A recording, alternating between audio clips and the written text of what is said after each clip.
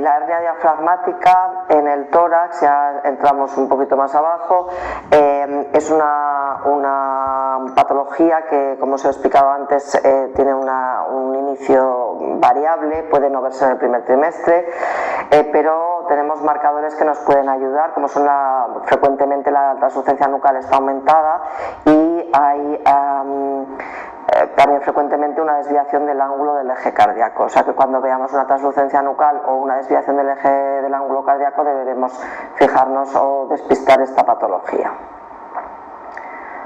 Aquí veis un corte a nivel del tórax con el corazón, que está desplazado el corazón y aquí ocupado por el estómago y estructuras abdominales. Asimismo, también en el tórax podemos diagnosticar con cierta facilidad derrames pleurales, hidrops y derrames pericárdicos.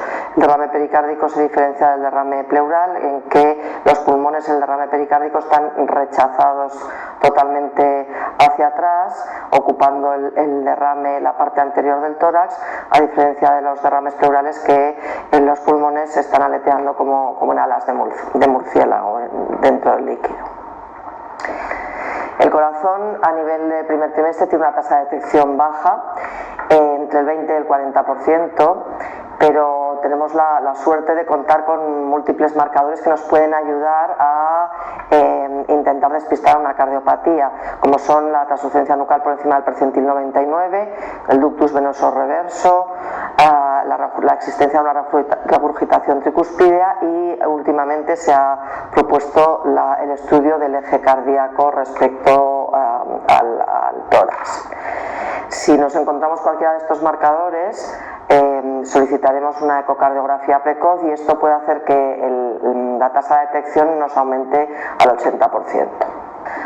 Así veremos también en primer trimestre en el corazón pues grandes defectos como el canal atrioventricular, en donde falta la cruz del corazón, un agujero en medio del corazón, o podemos ver aortas cabalgadas, como en este caso la tetralogía Fallot, o ventrículos únicos, o también es frecuente del diagnóstico de atresias mitrales, corazones izquierdos hipoplásicos o corazones derechos hipoplásicos. Vamos a la pared abdominal y torácica. Estas patologías también son diagnosticables en el 100% de los casos y es nuestra obligación despistarlas. Son el onfalocele, la gastrosquisis, el body stalk anomaly y la ectopia cordis. La diferencia entre el onfalocele y la gastrosquisis es que el onfalocele se sitúa a nivel central, es un defecto de la pared a nivel central con la inserción del cordón a nivel central. Puede tener intestino o hígado y se asocia, hay que despistar la asociación a cromosomopatía, sobre todo la trisomía 13 y 18. La gastrosquisis es una salida de las asas intestinales que flotan libres en el líquido amniótico. Está situada a la derecha del cordón, solo contiene intestino y hay una baja o nula asociación a neuploidía. Los onfaloceles de primer trimestre, que solo contienen intestino, en el 90% de los casos, si continúan a las 20 semanas, se han resuelto. No, porque he dicho una cosa que no tiene que ser. Sí. Seguimos con la pared abdominal y torácica. Los onfaloceles de primer trimestre que solo contienen intestino, en un 90% se resuelven, no así los que contienen hígado, que no se resuelven en ningún caso. En la gastrosquisis hay un aumento ahora de la incidencia en el número de casos y recordar que puede despistarnos esto es la arteria mesentérica superior que va directamente hacia el defecto, en este caso la gastrosquisis, que se sitúa a la derecha del cordón, pero a veces nos puede confundir con un onfalocele pensando que esto es el cordón umbilical. Otro defecto grave de la pared abdominal y torácica es la pentalogía de Cantrell, que como sabéis consta de una ectopia cordis, que defectos cardíacos, defectos del esternón, hernia diafragmática y onfalocele. Esto también tiene que ser una patología que nosotros diagnostiquemos precozmente.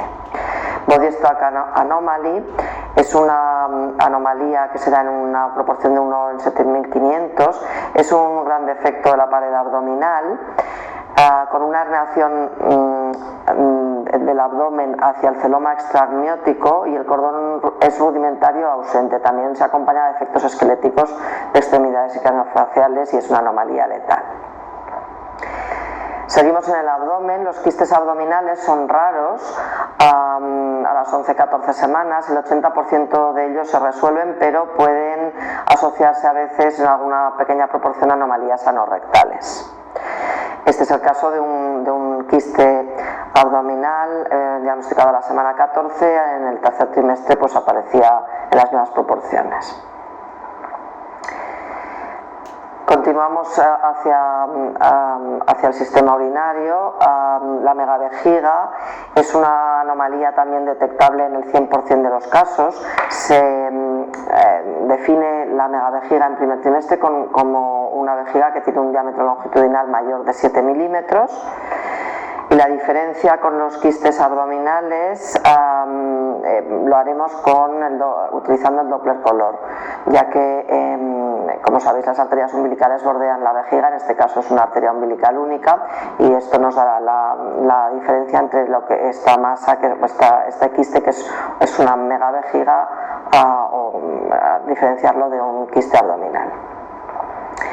Las megavejigas entre 7 y 15 milímetros se ha visto que se asocian del 25% a anomalías cromosómicas, pero un 75% de ellas se resuelven. Y las megavejigas que tienen un gran tamaño, mayor de 15 milímetros, tienen poca asociación a las anomalías cromosómicas, pero la mayoría son a consecuencia de una patología obstructiva. Esto es una obstrucción urinaria baja en un feto varón con un síndrome de válvulas de uretra posterior. Veis aquí la gran vejiga que ocupa todo el abdomen, los riñones que están dañados, son ecogénicos, con dilatación.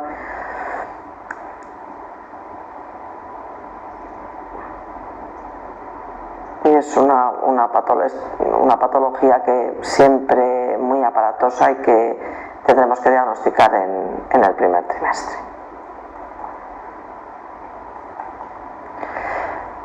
El diagnóstico diferencial de la vejiga será, como hemos dicho antes también, con los quistes abdominales, pero con el síndrome de megacistis microcolon, anomalías de la cloaca o extrofia vesical o atrofia espinal y síndromes genéticos. Esto es una anomalía cloacal. Los riñones son visibles en el primer trimestre como imágenes ecorrefringentes a los lados de la columna. Lo que pasa es que hay una baja detección de su patología, salvo ahora de una manera temprana en el primer trimestre, salvo que haya una displasia renal obstructiva precoz o síndromes genéticos como el Meckel-Gruber. Porque la mayoría de las veces los riñones desarrollan patologías evolutivas que se diagnostican a partir del segundo trimestre. Y vamos ya con las extremidades. El estudio de las extremidades es mandatorio a las 11-13 semanas, 11-13-6 semanas. Son de fácil exploración, más fáciles de explorar en el primer trimestre que más adelante en la gestación. Las manos están abiertas fisiológicamente a esta edad gestacional, y cuando las veamos cerradas o permanentemente cerradas, pues es un signo de que puede haber una cromosomopatía o un síndrome genético. Si hay una extremidad solo aislada que vemos alterada, pues suele tener buen resultado perinatal con tratamientos ortopédicos. Si hay más de 2 extremidades o asociada a otras anomalías, se puede asociar a neuploidía, síndrome genético, displasia esquelética. Aquí vemos, por ejemplo, una anomalía extremadamente rara, pero que siempre tendríamos que diagnosticar, que es una tetraamelia, una falta de las 4 extremidades. La polidactilia, que se asocia, como sabéis, a multitud o a varios síndromes genéticos y cromosómicos. la ectrodactilia. Aquí os pongo una diapositiva que ilustra la asociación de anomalías en las manos con algunos tipos de cromosomopatía. En la trisomía 21 y en el síndrome de Turner las manos son normales, pero la trisomía 18 se puede asociar frecuentemente a aplasia de radio, a pobre visión de los dedos o dedos sobrepuestos. A la trisomía 13 se puede asociar a polidactilia postaxial y la triploidía a sindactilia. Exploraremos detenidamente las extremidades para ver si los pies están bien posicionados. Aquí veis una mal posición de pie respecto a la tibia y el peroné. Intentaremos descartar que hay una agenesia de miembro y displasias esqueléticas. También veremos posibles fracturas o curvaturas de los huesos largos. Las displasias esqueléticas hay múltiples, alrededor de 300, entre 300 y 400 descritas. Algunas de ellas son difíciles de diagnosticar, incluso son tardíamente diagnosticables, pero se asocian con mucha frecuencia a marcadores como son la insuficiencia nucal aumentada, también al ángulo cardíaco anómalo en el contexto de un corazón normal. Cuando veamos un corazón normal y un ángulo cardíaco o un corazón desplazado, tendremos que pensar, como hemos dicho antes, en una hernia diafragmática o en una displasia esquelética. También las displasias esqueléticas se asocian a contornos anómalos del cráneo, deformidades de los huesos largos y tórax hendido, como veis aquí en esta diapositiva. El test prenatal, el llamado test prenatal no invasivo, el estudio de DNA libre en sangre materna, ahora nos proporciona también la posibilidad de, conjuntamente con la ecografía, diagnosticar mutaciones de los receptores del factor de crecimiento de los fibroblastos, lo cual aumentaría el diagnóstico o la tasa de detección de las displasias esqueléticas, en este caso la displasia tanatofórica. Y para concluir, diremos que el screening precoz de anomalías estructurales mediante ecografía permite la detección de un gran número de malformaciones mayores en primer trimestre. La tasa de detección está influida por la sistemática protocolizada, la experiencia de los profesionales, así como de factores técnicos como son el tiempo de la exploración y la calidad del equipo.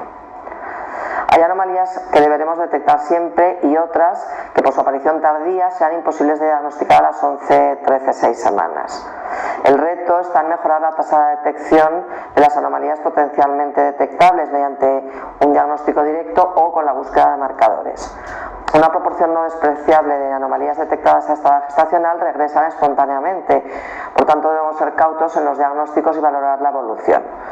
Por tanto, nuestro entusiasmo por realizar diagnósticos precoces no debe hacernos perder la perspectiva sobre los cambios fisiológicos y embriológicos que ocurren en este rápido periodo de crecimiento.